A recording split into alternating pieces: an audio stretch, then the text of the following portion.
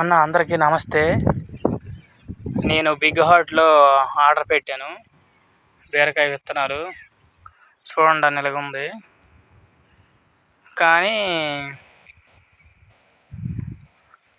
కాయ అయితే ఓకే, పెద్ద కాయలు కాస్తున్నాయి, కానీ వాడు చెప్పినట్టు నిండగా కాయడం లేదు.